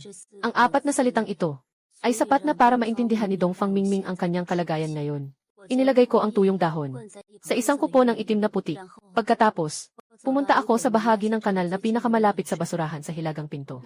Doon, may isang maliit na butas na nakakonekta sa kanal sa labas ng pader. Nagkunwari akong nadulas at nahulog sa putik. Sa sandaling bumangon ako, ginamit ko ang lahat ng lakas ko upang itapon ang putik sa aking kamay. Mula sa butas, ipinagpagpalabas. Pagkatapos gawin ang lahat ng ito, ang puso ko ay mabilis na tumitibok. Hindi ko alam kung si Tio Lee ay makakakita ba ng maliit na tuyong dahon na ito na halo sa napakaraming basura. Ito lang ang naiisip ko, na tanging ligtas na paraan. Sa mga susunod na araw, mas naging maingat ako. Mukhang nasisiyahan si Lola U sa aking pagsunod. Sa kanyang mga utos, nagsimula siyang bigyan ako ng mas detalyadong gawain. Halimbawa, linisin ang kanyang kwarto. Maghatid sa kanya ng tsaa. Alam ko, ito ay isang pag-upgrade ng pagmamanman. Inilagay niya ako sa pinakamalapit na lugar sa kanya. Ganyan. Anumang kilos ko, hindi makakalusot sa kanyang mga mata. Delikado ito. Ngunit kasabay nito, isang pagkakataon din ito, na mas malapitan ko siyang mapagmasdan. Sa kanyang kwarto, palaging may sinusindihang kakaibang insenso. Mahangin ito ng bahagya, ngunit may kakaibang bisa na nagpapakalma ng isip. Sa kanyang mesa, palaging may nakalapag na hindi pa natatapos na sutra ng Buddha. Ngunit ang kanyang mga kamay ay may bahid ng dugo na hindi matanggal. Siya ay isang kontradiktoryo at nakakatakot na babae. Ngayong hapon, nag-alok ako ng tsaa sa kanya. Nakaupo siya sa tabi ng bintana. Hawak ang isang liham at nakatingin ng malalim. Nilingon ko ang ulo ko. Inilagay ko ang tasa ng tsaa sa tabi niya. Sa sulok ng mata, nakita ang isang bahagi ng liham na may isang disenyo ng bulaklak, katulad ng bulaklak sa kanyang suklay na hairpin, na eksaktong pareho, at sa tabi ng disenyo, ay may maliit na sulat na minarkahan gamit ang sinabar. Silangang palasyo. Ang mga pupil ko ay biglang lumiit. Silangang palasyo. Iyan ang lugar kung saan nanirahan ang prinsipe ng korona. Kahit na si Dong Fangming ay naalis na, pero palaging nakalock ang huling palasyo. Pinangangalagaan ng mga hukbong ipinagbabawal ng mga tao ni Haring Qi. Sa liham, binanggit kung ano ang gagawin sa huling palasyo. Ang puso ko ay nagagalit. Hindi ako makapagsalita ng maayos. Ibaba ang tasa ng tsaa. Gusto ko nang umatras. Tigil! Biglang nagsalita si Lola U. Ang katawan ko, biglang nanigas. Ang tsaa na ito, medyo lumamig na. Hindi siya tumingala. Napakabanayad ng boses. Dalhin mo ito at palitan ng bago. Opo. Kinuha ko ang tasa ng tsaa. Mabilis akong lumabas. Ang likod ko ay basang-basa na ng malamig na pawis. Hindi ko alam. Tinatriban niyang subukan ako. Ang alam ko lang, ang silangang palasyo. Dito, may malaking lihim na nakatago. Gabi na, dahil sa masakit ang tiyan ko. Pumunta ako sa banyo. Sa dingding ng kubeta, gumamit ako ng matulis na bato upang ukitin ang isang maliit na silangan. Ito ang napagkasunduan namin ni Tioli na paraan ng agarang komunikasyon. Kapag hindi makakapunta sa ilalim ng puno ng akasya upang mag-iwan ng mensahe. Sa iba't ibang lugar, mag-iwan ng mga tanda na kumakatawan sa iba't ibang impormasyon. Silangan, nagsisilbing pinakamataas na antas ng alarma. Ito rin ay nangangahulugang. Nakita ko ang mga senyales na may kaugnayan sa silid angking. Alam ko, mula nang isulat ko ang salitang ito, nailagay ko ang aking sarili sa gitna ng bagyo, at ang hindi ko alam ay, isang mas mapanlikhang plano laban sa akin, ay tahimik na umuusad, matapos kong ukitin ang salitang silangan. Ang puso ko ay patuloy na nag-aalala. Hindi ko alam kung makikita ba ito ni Uncle Lee sa tamang oras.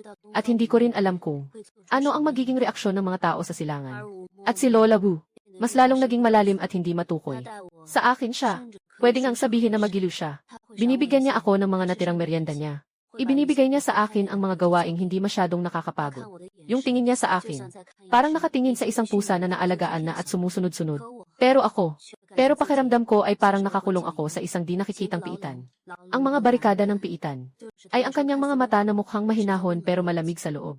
Wala akong makitang paraan makalabas. Sa araw na ito, bigla siyang nagsalita sa akin. Jiang Wan, matagal ka na bang nandito sa Yeting? Binubuhat ko ang kanyang mga paa. Nung narinig ang tanong, tumigil ang galaw sa kamay. Bumaling kay Lola. Malapit ng 1 taon.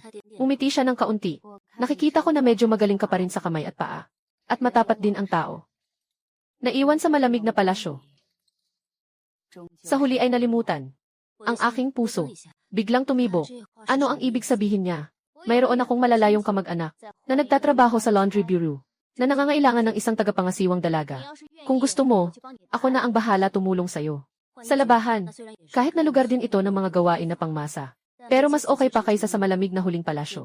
Para na itong paraiso. At saka, maraming tao at maraming mata sa labahan. Malaki ang daloy.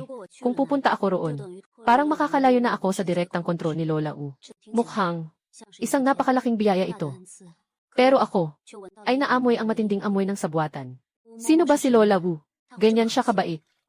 Naibalik ako ang musang niya ng matagal na. Sa gitna ng tao, hindi pwedeng mangyari. Siguradong ito ay isang bitag, na para sa akin. O kaya naman, na para kay Dong Fangming ang naglagay nito. Tinutuklasan niya ako. Kung ipapakita kong may kahit kaunting pagnanais na umalis sa malamig na palasyo. Ibig sabihin, may tinatago akong takot, na nagmamadaling makatakas. Kung tatanggihan ko naman, parang hindi ko pinahahalagahan ang pagkakataon. At kahina-hinala rin, ang utak ko, mabilis na umiikot. Kailangan kong magbigay ng pinakamatamis na sagot. Biglang akong bumagsak, naupo sa lupa. Sa mukha ko, nakita ang takot at pagkamangha. Sa malaking kabutihan ni Lola, hindi karapat-dapat ang alipin. Ang boses ko ay maihalong iyak, puno ng kababaan at takot. Ang alipin ay isang hangal na tao. Dito naglilingkod kay inang matanda. Ay isang malaking biyaya na. Hindi na nais pang pumunta kahit saan ang alipin. Gusto kong magpakailan paman. Manatili sa tabi ni Lola. Maglingkod bilang kabayo at baka para sa inyo. Habang sinasabi ko ito, habang malakas na bumababa ang ulo ko, sa noo ko, naging pula ang marka. Tahimik na tinitingnan ako ni Lola. Tumingin ng matagal, bago siya dahan-dahang umiti. Ikaw, batang ito. Talagang tapat ka. Inabot niya, at tinulungan akong bumangon. Ayos na, dahil ayaw mong umalis. Manatili ka na lang dito. Maraming salamat, Lola. Maraming salamat, Lola. Maraming salamat, Lola. Maraming salamat, Lola. Lubos akong nagpapasalamat. Hindi na siya nagsalita pa. Winala niya ang kamay. Pinalayas niya ako. Lumabas ako sa kanyang kwarto. Parang bagong hango mula sa tubig. Alam ko, muli akong nanalo sa pustahan. Ginamit ko ang aking katapatan para pansamantalang alisin ang kanyang pagdududa. Ngunit alam ko rin, ito ay pansamantala lamang. Ang kanyang pagsubok sa akin ay hindi kailanman titigil. Ang malamig na palasyo na ito ay isang pugad ng makamandag na ahas. At si Mama ay ang pinakamakamandag na ahas.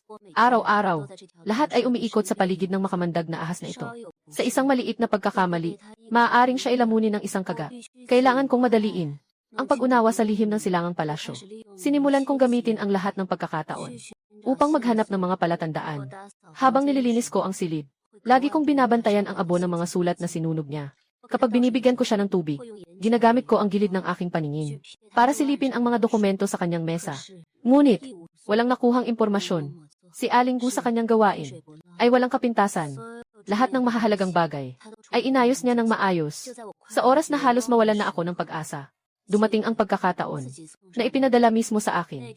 Noong hating gabi, biglang nagkaroon ng mataas na lagnat si Bumomo at nagsalita ng mga walang katotohanang salita. Natakot ang batang katulong na nagbabantay sa gabi. Agad siyang tumakbo para tawagin ako. Pumasok ako sa kanyang kwarto. Nakita ko siyang nakahiga sa kama. Pula ang buong mukha. Mainit ang buong katawan. Sa bibig niya, hindi malinaw ang mga sinasabi niya. Hindi nila dapat makita. Nasa likod lang ng estatwa. Nasa likod lang ng estatwa. Nasa likod lang ng estatwa. Ang puso ko, biglang kumabog. Estatwa. Agad kong naisip ang kanyang kwarto. Yung maliit na altar na puno ng usok ng insenso buong araw. Susi ng silid ng silangan. Kaya pala, ang tao ng prinsipe ng Qi ay naghahanap ng isang bagay mula sa silid ng silangan. At si Mama, alam kong nasaan ang bagay na iyon. Isa itong bihirang pagkakataon. Agad kong pinaalis ang natakot na batang policeman. Pinapunta ko siya para tawagin ang Imperial Doctor. Pagkatapos, sinara ko ang pinto. Lumapit ako sa harap ng altar ng Badha. Mabilis ang tibok ng puso ko. Malalim akong huminga. Maingat na. Inaangat ang medyo luma na estatwa ng Guanyin na gawa sa porselana. Mula sa taas, ang ilalim ng estatwa ng Badha ay walang laman. Ikinamot ko ang loob at nahawakan ko ang isang malamig at matigas na bagay. Kinuha ko ito palabas. Iyan ay isang susi. Isang ganap na itim na may makalumang disenyo na susi. Sa hawakan ng susi, may nakaukit na napakaliit na, halos hindi makilala na simbolo. Isang phoenix na muling nabuhay. Ito ang susi na sinabi niya sa kanyang panaginip. Nais ko sanang itago ang susi sa aking bulsa. Bigla, si Lola una nakahiga sa kama, ay biglang bumukas ang mga mata. Wala siyang pagkalito at kalituhan na karaniwan kapag may lagnat. Ang kanyang mga mata ay nakakagising ng labis, na tila tuwid na tuwid. Titigan mo ako, at ang susi sa kamay ko. Wala talagang sakit. Nagpapanggap siyang may sakit. Niloloko niya ako. Isang nakabibinging lamig, biglang umakyat mula sa aking mga paa, hanggang sa aking ulo. Wala na akong maisip. Puno ng kawalang ideya. Tapos na. Sa pagkakataong ito, nahuli ako niya ng buhay. Nahuli kasama ang ebidensya. Nakatakda na ako. Jiang Wan. Dahan-dahan siyang umupo mula sa kama. Sa mukha niya, may bahagyang malupit na ngiti, parang pusang naghahabol sa daga. Tunay nga, hindi mo ako binigo. Sabi mo, Dong Fangming, ano ang hinahanap mo? Ang aking mundo. Sa sandaling bumagsak ang mga salita ni Lola U, ay tuluyang gumuho. Malamig, walang pag-asa, at ang kahihiyan na nahuli walang takasan. Para akong isang bilanggo na walang damit, na nakatayo ng hubot-hubad sa harap niya. Lahat ng aking pagkukunwari, lahat ng aking pakikibaka. Sa sandaling ito, ay naging isang biro. Ako ay natalo. Natalo ng tuluyan. Mahigpit kong hawak ang malamig na susi. Parang isang pansebo ito. Nanginginig ang kaluluwa ko sa init. Anong gagawin ko? Humingi ng awa. Sa paraan ni Mama, mas lalo lang akong sasaktan niya. Maglaban. Ako ay isang mahina at walang laban na kasambahay. Samantalang siya ay ang pinaka-elite na kawan ni Prinsipe Qi. Wala akong kahit kaunting pagkakataon. Ang salitang ito ay malinang na lumilitaw sa aking isipan. Kahit ano paman, dapat may halaga ito. Hindi ko maaaring isuko si Dong Fangming. Hindi talaga pwede. Ang utak ko, sa sukdulang takot, ay sumabog ang isang baliw na kalmadong damdamin. Tinitingnan ko si Lola U. Tinitingnan ang kanyang mukha na puno ng kumpiyansa at may mapanuyang ngiti. Bigla akong ngumiti. Ano ang sinasabi ninyo? Ang boses ko, napakakalmado. Itong susi. Hindi ba't ikaw ang naghanap nito? Ang ngiti sa mukha ni Jinei U, ng slight na naputol. Kakatapos mo lang mag-high fever. Nagsasalita ng walang katotohanan. Patuloy na sinasabi ang tungkol sa susi. Inangat ko ang susi sa kamay ko. May kalmadong ekspresyon. Sabi mo, nasa likod ng estatwa ng Badha ang susi. Hayaan mong tulungan kitang kunin ito. Itago mo ito ng maayos. Baka makalimutan mo, alipin. Ito lang. Habang nagsasalita ako, ay nagpakita ng tamang-tama, naguguluhan at walang kasalanang ekspresyon. Si Lola U ay pumikit. Ang kanyang mga mata ay parang mga ahas, na nakatitig sa akin, na tila gustong makahanap ng kahit kaunting pagkakamali sa aking mukha. Talaga ba? Bakit hindi ko maalala na sinabi ko ang mga salitang iyon? Nabubulunan kayata. Siyempre, hindi mo maalala. Nakadiretso na ako ng 2 hakbang. Maingat na iniharap ang susi. Sa harap niya, Lola, tingnan mo. Nahanap na ang susi. Ilagay mo na agad. Ito ay isang mahalagang bagay para sa huling tahanan. Hindi pwedeng mawala. Sadyang ginawa ko, na pinalakas ko ang dalawang salitang huling tahanan. Naglalaro lang ako. Naglalaro na kahit halata na niya ang aking pagkakakilanlan. Pero hindi niya alam, gaano kalaki ang alam ko. Naglalaro ako na hindi siya matapang nasiraan ako dahil sa isang walang katotohanang paratang. Naglalaro ako na hindi siya basta-basta gagamitin ang isang akusasyon para pabagsakin ako, ang tanging nakakaalam ng lihim ng palasyo. Naglalaro ako na natatakot siyang magkamali. Hindi tinanggap ni Bumumo ang susi. Ang kanyang tingin, parang isang kutsilyo, sa aking mukha, at sa susi, nag-ikot, sa loob ng silid, ganito kalmado. Naririnig ko ang tibok ng puso ko na parang tambol. Bawat segundo, ay isang paghihirap, hindi ko alam kung mananalo. Ang pustahan ko, sa sandaling iyon, sa labas ng pinto, ay narinig ang mga yabag. Aling Wu, dumating na ang manggagamot. Iyan ang boses ng maliit na dalagang nagpunta para humingi ng manggagamot. Ang tingin ni Hu Mama ay biglang nagbago. Ang ekspresyon sa kanyang mukha ay tila humuhupa na parang alon. Ang pumalit dito ay isang sakit na panghihina at pagod. Kinuha niya ang susi mula sa aking kamay at mahigpit na pinigilan ito sa kanyang palad. Pagkatapos, binalaan niya ang kanyang boses. Sa isang tunog na tanging tayo lamang ang makakarinig. At sinabi sa akin, sinasadya kong bigyang diin ang salitang silong. Ako ay tumataya. Tumataya ako na kahit nalaman niya ang aking pagkakakilanlan. Hindi niya alam kung gaano kalalim ang aking nalalaman. Tumataya ako na hindi siya maglakas loob. Na basta-basta patayin ako na siya lang ang posibleng buhay na saksi sa lihim ng silangang palasyo. Tumataya ako na siya ay nag-aalangan. Hindi tinanggap ni Lola Wu ang susi. Ang kanyang tingin ay parang kutsilyo sa aking mukha at sa pagitan ng susi na naglalakad-lakad sa silid ng ganitong katahimikan. Naririnig ko ang tibok ng aking puso na parang tambol. Bawat segundo ay isang paghihirap. Hindi ko alam kung mananalo ba ang sugal ko o hindi. Sa oras na iyon, sa labas ng pinto, may narinig kaming hakbang. Lola Wu, dumating na ang doktor. Iyan ang boses ng maliit na dalagang nagpunta upang humingi ng doktor. Nagbago ang tingin ni Bumama. Agad na nagbago. Ang ekspresyon sa kanyang mukha ay parang alon na umatras. Pinalitan ito ng sakit na kahinaan at pagod. Bigla niyang hinawakan ang susi sa kamay ko. Mahigpit na niyakap sa kanyang palad. Tapos, bumaba ang kanyang boses. Sa tinig na tanging kami lang ang makakarinig. Sabi niya sa akin, Jiang Wan, matalino ka talaga. Pero, ang matatalino, madaling mamatay. Maghihintay tayo. Alam ko, habang mas matagal akong makapagtiis, mas lalong hindi siya matapang nagambalain ako ng basta-basta. Dahil gusto pa niyang malaman mula sa akin kung nasaan si Dongming, para akong isang hindi nakikitang tabak. Ang aking presensya ay isang paraan ng paghihigpit sa kanya. Gamit ang pagkakataon na pumunta sa gabi para mag-alay ng insenso. Muling pumunta ako sa kubeta. Nakatala ako sa pader ng hugis ng isang susi. At nasa tabi ng susi, may maliit na phoenix. Ang pagtrato ni Lola Wu, naging isang tahimik na parusa. Hindi na niya ako sinasaktan. Hindi na rin niya ako minumura. Ginagamit lang niya ang mga matang iyon na mailason, na palaging nakatitig sa akin. Habang nagdadala ako ng tsaa, hindi sinasadyang natutumban niya ang mainit na tsaa, at hinahayaan itong tumalsik sa likod ng aking kamay. Minsan binibigyan pa niya ako ng isang mangkok ng kanin. Ngunit ang mangkok na iyon ay galing sa basurang tubig na may bulok na pagkain. Naging tanging kasiyahan ko siya, isang bagay na kanyang pinagkakaabalahan. Tumingin siya kung paano siya nakikipaglaban sa kawalang pag-asa. Tahimik kong tiniis ang lahat. Napasunog ang kamay ko. Sinasalukan ko lang ito ng malamig na tubig. At nagpatuloy sa trabaho. Nabulok na kanin. Kahit sa harap niya, nilulunok ko ito ng paisa-isa. Ang aking pagsunod at pagkahapo. Tila ikinasiyan niya.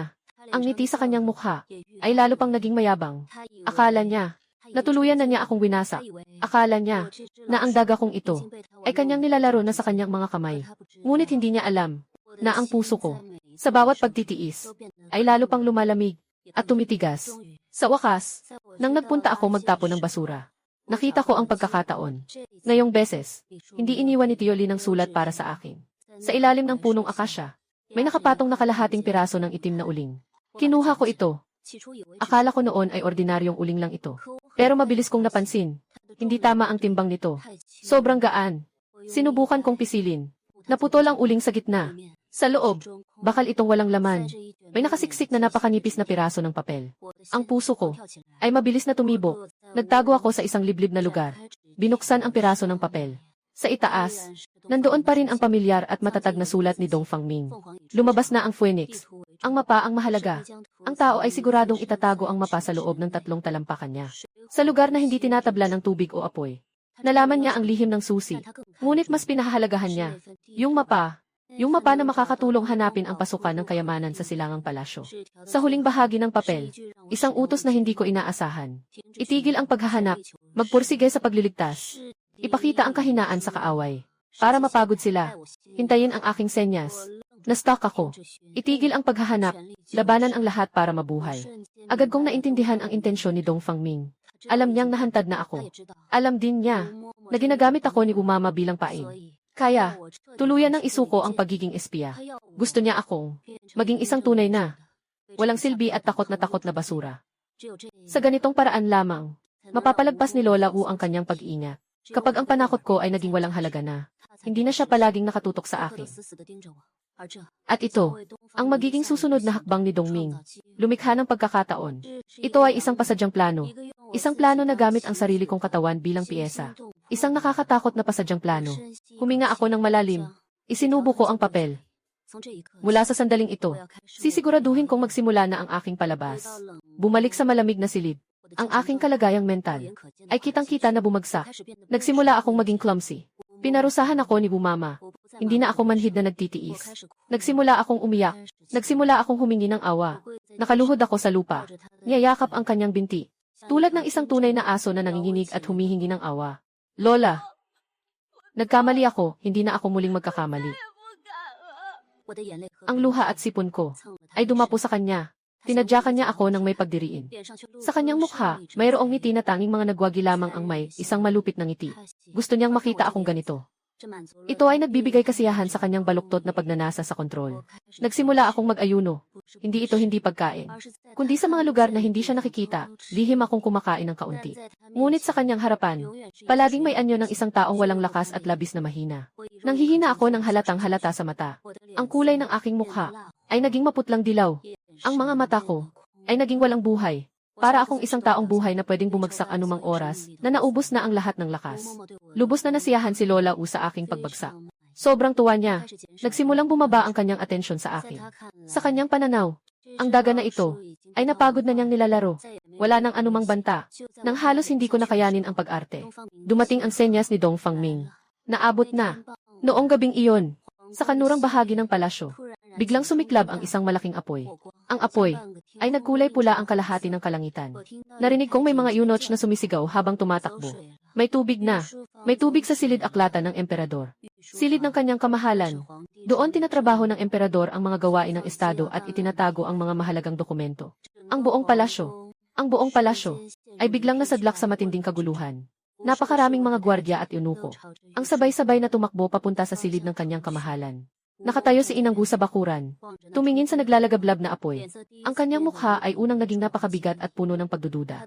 Ang kanyang atensyon, unang beses, ay tuluyang lumihis mula sa akin. Pagkakataon, sa oras ng hapunan, ang aking bahagi, isang malamig na mantu ito. Hati ko ang mantu. May nakatagong maliit na piraso ng tela. Sa tela, may isang salita lang. Ngayong gabi, hawak-hawak ko ang tela sa palad ko.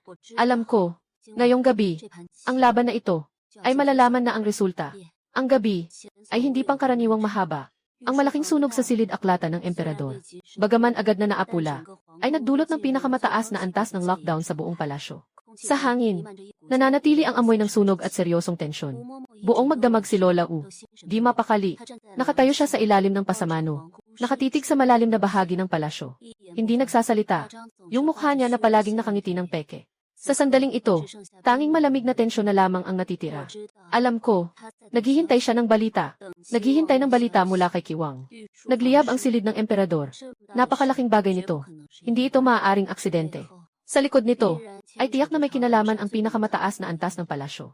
At ito, ay bahagi rin ng Oriental Bright Plan. Gamit ang isang malaking sunog, ay nakuha niya ang atensyon ng lahat. At naantala ang mga plano ni Haring Qi at ni Lola Wu. Sa sandaling iyon, biglang humarap si Bumama at nagbigay sa akin ng utos. Pumunta ka at linisin ang maliit na templo sa likod. Nang maayos, ang kanyang boses ay tuyo at magaspang. Maliit na templo. Iyon ay isang bahagi ng malamig na palasyo na matagal nang inabandona. Sinasabing dati itong lugar na pinagdadasalan ng isang napalitang prinsesa.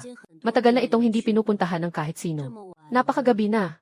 Bakit niya ako pinapunta roon para maglinis? Sa puso ko, may bahagyang pag-aalinlangan. Ngunit sa mukha ko, nananatili pa rin ang takot at pagiging mahiyain. Sa maliit na templo, na puno ng makapal na alikabok, mga sapot, nakatakip sa bawat sulok. Sa hangin, nasa paligid ang amoy ng pagkabulok at amag. Hawak ko ang basahan, na walang gana kong pinapahid ang alikabok sa altar. Nasa isip ko, ang lahat ng intensyon ni Lola U. Sinusubukan ba niya ako? O gusto lang ba niyang ilayo ako? Nang madapuan ko ang sahig sa harap ng estatwa ng Buddha. Hindi sinasadyang. Napindot ng daliri ko. Click! Isang napakamagaan na tunog ng mekanismo ang narinig. Yung pede ng tiles ay bahagyang lumubog. May nangyari sa isip ko. Pinilit kong iangat ang tiles. Sa ilalim ay isang maliit na lihim na puwang. Sa loob ng puwang, walang laman. Ngunit sa loob, ay may bahagyang bakas ng isang pergamino na matagal nang nakatago. Agad kong naisip, mapa. Dito, dati itong lugar kung saan itinago ni Lola U ang mapa. Hindi siya nagtatangka sa akin. Nabahala siya dahil sa malaking apoy sa silid ng mga aklat. Kaya siya'y nag-alala. Kaya gusto niyang ilayo ako. Upang makapag-isa siyang suriin ang lihim na taguan na ito. Ngayon siya, ay tiyak na malapit lang. Sa sandaling naisip ko ito. Sa labas ng templo, biglang narinig ang tunog ng mga sandata na nagkakasagupaan. Kasunod nito, ay ilang maikling daing at sigaw. May mga mambabato, mga tao ni Mingdong, nagsimula ng umatake. Agad kong pinatay ang lampara. Nagtago sa likod ng malaking estatwa ng Buddha. Nakita ko, ilang anino, parang multo, sumugod sa bakuran. Ang kanilang target, iisa lang, si Lola Wu. Ang reaksyon ni Lola Wu, sobrang bilis, lampas pa sa inaasahan ko. Kinuha niya mula sa baywang ang isang matalim na malambing na espada. Buong katawan niya, wala nang bahid ng pagiging general na alalay. Naging isang tunay na malupit na ina na hayop. Kumikislap ang espada. Bawat galaw ay nakamamatay. Yung mga lalaking nakaitim, bagaman mahusay sa martial arts, at maganda ang koordinasyon. Ngunit sa isang iglap, hindi pa rin nila siya mapigilan. Nagtago ako sa madilim. Halos tumalon ang puso ko sa lalamunan. Naiintindihan ko na ang plano ni Dong Fangming. Hindi siya si Bumama. Pinipilit niya siya. Pinipilit siya sa gitna ng panganib. Nailantad ang tunay na lokasyon ng kanyang itinatagong mapa. Nakatitig ako sa nakabibighaning laban sa bakuran. Isang ideya. Ang mabilis na sumibol sa aking isipan. Kailangan kong dagdag pa ng apoy. Tinitingnan ko ang malaking ilaw na patuloy na naglalagablab sa altar. Ninitian ko ng mahigpit. Binuhat ko ang mabigat na tanso na lampara. Ginamit ko ang lahat ng lakas ko. At buong lakas ko itong pinagsabog sa sulok kung saan naroon ang mga bulok na banderitas at tela. Boom! Mainit na langis ng lampara ang bumalot at bumagsak. Apoy. Biglang sumiklab pataas. Isang bagong apoy. Sa loob ng malamig na palasyo. Masigasig na naglalagablab. At ang nasusunog ay ang silid katabi ng kwarto ni Lola U. Kung saan nagaganap ang matinding labanan ni Lola U. Nakita ang apoy. Biglang nagbago ang itsura niya. Numiyok siya ng galit na sigaw. Pinipilit ng espada na itulak palayo ang mga mambubuno sa tabi niya. Ang kanyang mga mata, sa diwa ay, tumingin sa sulok ng bakuran. Sa isang walang kapansin-pansing butas sa lupa.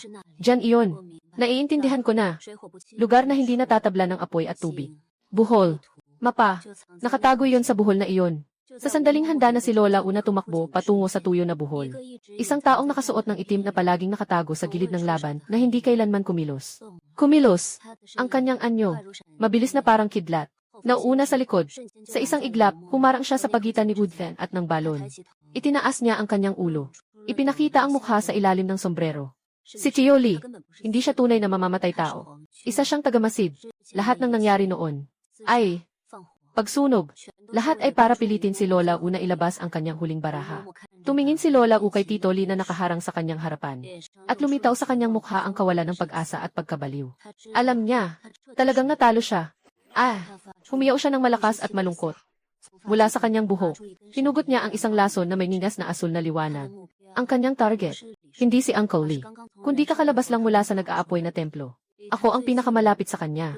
Sa sandaling ito na napakakritikal, ang anino ni Tio Lee ay humarang sa aking harapan. Eto, isang malalim na tunog, lasong karayom, lumubog sa kanyang balikat. Ang katawan ni Tio Lee, slightly lang siyang yumuko. Hindi pa nga siya tumingin sa akin. Yung kamay niyang matanda na sa panahon, parang bakal na pangkadena. Mahigpit na hinawakan ang pulso ni Lola U na may dalang karayom. Crack! Malutong na tunog ng buto. Biglang sigaw ni Lola U na hindi tao ang tunog. Naputol ang pulso niya ng pilit ni Uncle Lee. Agad sumunod. Isang suntok ni Uncle Lee gamit ang kamay. Malakas na tinamaan sa likod ng kanyang leg. Hindi man lang nakapagsalita si Lola U. Dumapa ng mahina at natumba. Samantala, ilan pang mga lalaking nakasuot ng itim ay nagmula sa tuyong balon na iyon at binuhat ang isang mabigat na kahon na bakal gamit ang tali. Binuksan nila ang kahon na bakal. Kinuha ang nasa loob nito at tumango kay Uncle Lee. Tapos na ang misyon. Dalhin siya. Umalis. Si Tio Lee ay humahawak sa kanyang balikat na mabilis na nagiging itim. Mabigat na utos. Isang lalaking nakaitim ang nagbuhat kay Lola U na nawala ng malay. Ang isa pa ay sumuporta kay Tio Lee na medyo nanginginig. Sila ay umalis gaya ng pagdating nila. Tahimik na walang ingay. Handang maglaho sa dilim ng gabi. Bago umalis, lumingon si Tito Lee. Malalim niya akong tiningnan. Ang tingin niya, napakakomplikado. May paghanga, tungkol sa pagputol, at may kaunting ipinagkakatiwala. Pagkatapos, sila ay nawala. Ang buong bakuran ay ako na lang. At ang apoy na lalong lumalaki. Sa malayo, narinig ang magulong hakbang at sigaw ng mga sundalong nakamandato. Tumingin ako sa magulong paligid, at sa ilang bangkay ng mga espiya na hindi nabuhay. Lumakad ako sa gitna ng bakuran. Ginamit ang buong lakas ko. Huminga ng hangin na may halong dugo at sunog na amoy. Isa pang tao. Ang niyakap si Uncle Lee na medyo nanghihina. Parang nung dumating sila. Tahimik at hindi nagpaalam. Handang maglaho sa dilim ng gabi. Bago sila umalis, bumaling si Uncle Lee. Malalim na tiningnan ako. Yung tingin niya, napakahirap intindihin. May papuri, may malasakit, at may kaunting pagtitiwala. Pagkatapos, nawala sila. Ang buong bakuran. Ako na lang ang natira. Kasama ang apoy na lalong lumalakas. Sa malayo, naririnig ang magulong hakbang at sigaw ng mga sundalong bawal. Tinitigan ko ang magulong paligid, at ang ilang patay na mga espiya na hindi nabuhay. Lumakad ako sa gitna ng bakuran, gamit ang buong lakas ko. Huminga ng hangin na may halong dugo at sunog na amoy. At pagkatapos, nang magbuka ang aking mga mata, diretso akong nahulog. Ang mga sumunod na pangyayari ay wala nang kinalaman sa akin. Nang muli akong magising, napansin kong nakahiga ako sa isang malinis na silid.